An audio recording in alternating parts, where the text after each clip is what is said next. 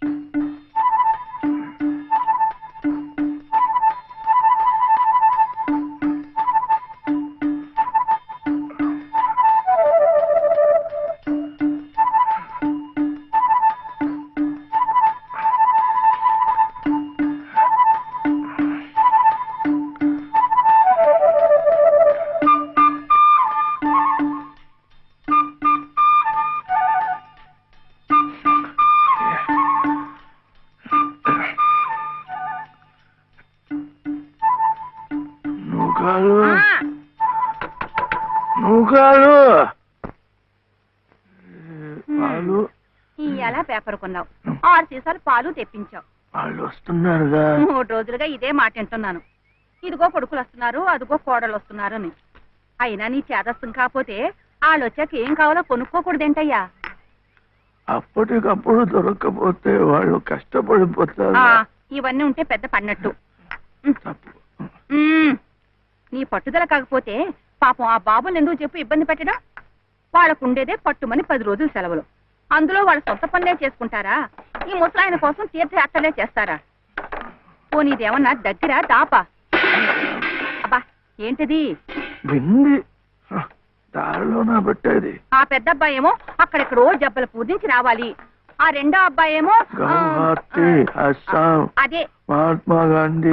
సరే సరే సరే, ఎంత పెద్ద ఆఫీసర్లు అయితే మాత్రం ఇంత దూరం రావాలంటే ఎంత ఖర్చు, ఎంత హైరానా. ఇదిగో అసలు నువ్వే ఎందుకు వాళ్ళతో కలిసి ఉండకూడదు అని. అందరికి ఎంత సుఖంగా ఉంటుందో చెప్పు. నేను వెళ్ళను. ఏ ఎందుకని? వెళ్ళను అంటే వెళ్ళను అంతే. ఇదిగా నువ్వు కాలు ఇది వచ్చి పట్టుకో, లేకపోతే ఆ వాటిలో పడిపోతాను. ఇప్పుడెందుకు? గిన్నెలు ఏ తీసి చాలవా?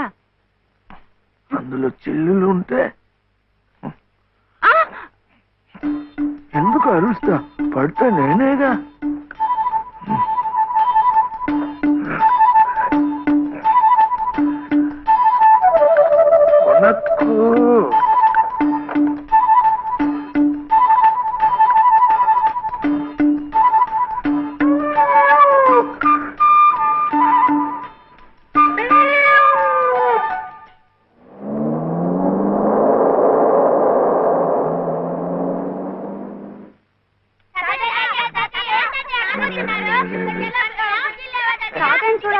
చూడాలంటే ఇప్పుడేంటే ఏడుపు?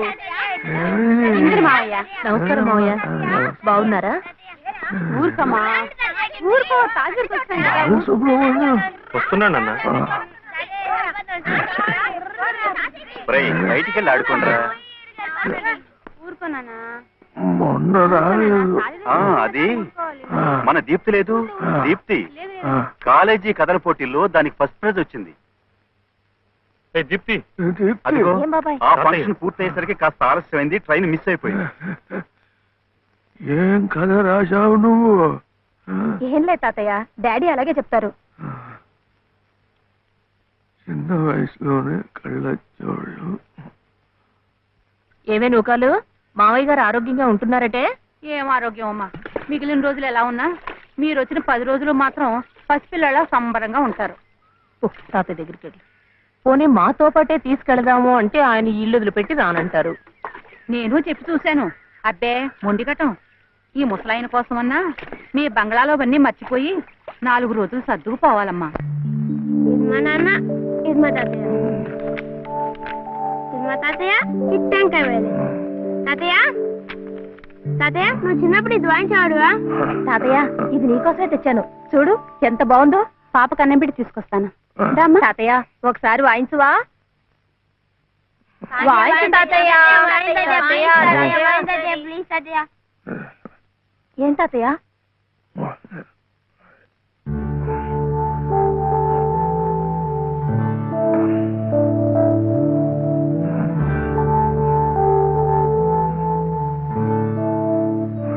ఏం కావాలి మావయ్య?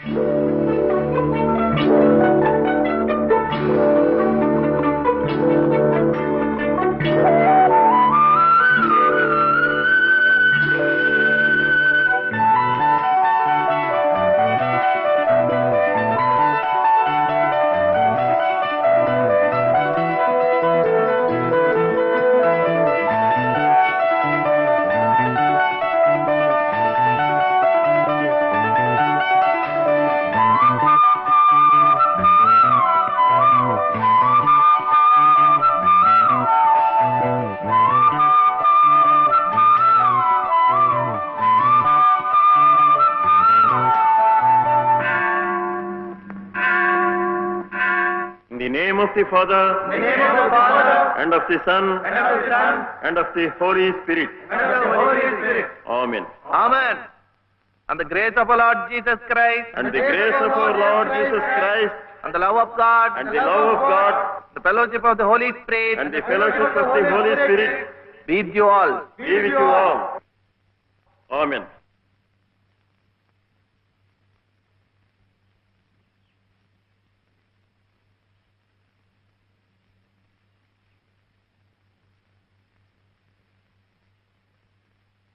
ఏమిటే మళ్ళీ కథ? అవును డాడీ, స్వాతి ముత్యం టైటిల్ బాగుంది కదా? బాగుంది, చాలా బాగుంది. అయినా ఇక్కడికి వచ్చిన తర్వాత కూడా కథలపిచ్చానా? కాసేపు హాయిగా తాతయ్యతో గడపక. తాతయ్యని మనసులో పెట్టుకుని కథ మొదలు పెట్టాను చూడు. బానే మొదలెట్టావు. ఆ తర్వాత? ఆ తర్వాతే రాయటానికి నీ కల్పన అక్కర్లేదే. తాతయ్య జీవిత కథే నీ టైటిల్కి సరిగ్గా సరిపోతుంది. సత్యం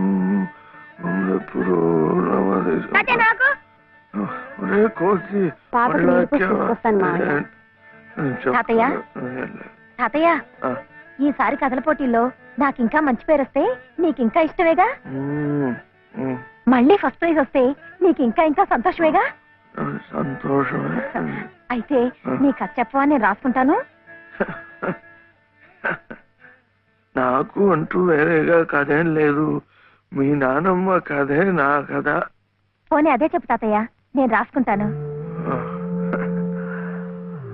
అది 60-70 ఏళ్ల కథ. తాతయ్య నాకు 100 ఏళ్ల కథ కావాలి, చెప్పు తాతయ్య.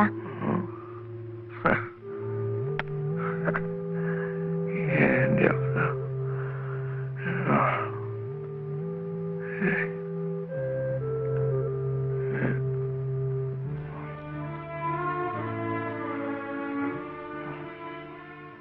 మీ నానమ్మ చాలా కష్టపడింది.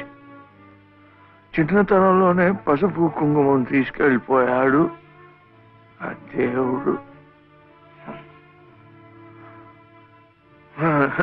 మీ నాన్న ఒరే బాగా ఇక్కడ వీడు ఏంటది వీడు ఇంతవాడుగా ఉన్నప్పుడు వాడిని వెంట పట్టుకొని సార్ సార్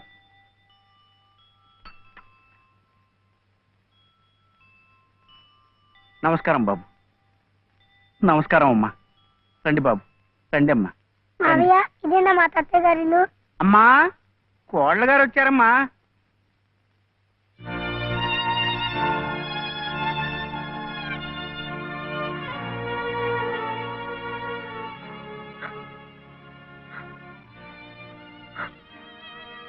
అమ్మా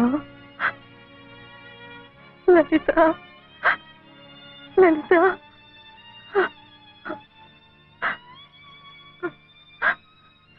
నేను నాన్న, మీ నాన్నమ్మను. అంతా విచిత్రంగా జరిగిపోయింది. నేనే నమ్మలేకుండా ఉన్నాను.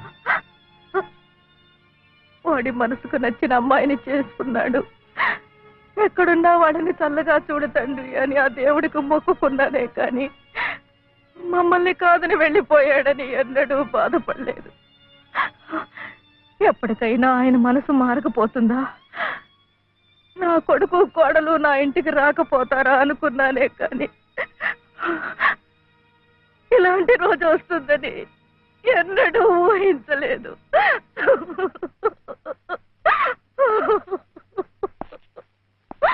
ఎక్కడికి? ఎవరికి? కోడలు గారు బాబు వాళ్ళు వచ్చారు. ఎవరి కోడలు?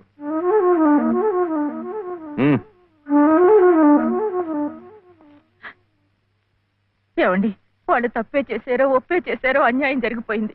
కనీసం ఆ పిల్ల మొహం చూసైనా ఈ పసికందరు చూసైనా వాళ్ళని కనికరించండి.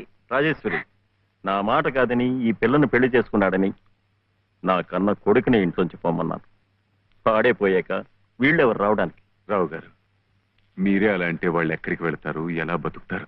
ఎలా బతకాలని నన్ను కాదని నీ చెల్లికి పెళ్లి చేసావు, అలాగే బతకమన్ను. అంత మాట అనకండి. వీళ్ళని సరిగ్గా పోషించే తాహత లేకే మిమ్మల్ని ఇలా అర్థిస్తున్నాను. మీరే కాదంటే ధర్మసత్రాలున్నాయి, అనాథాశ్రమాలున్నాయి. వద్దండి, ఇలా పంతాలకు పోయే ఉన్న ఒక బిడ్డలో పోగొట్టుకున్నాం. ఇప్పుడు మిగిలిన ఈ రక్త సంబంధాన్ని కూడా. రాజేశ్వరి, నాతో వాదులాడి మన సంబంధం కూడా తెగతింపులు చేసుకోకు. రావు గారు, మీరొక్కసారి పెద్ద మనసుతో ఈ పసివాడి పరిస్థితి ఆలోచించండి. అన్నయ్య, బాబు,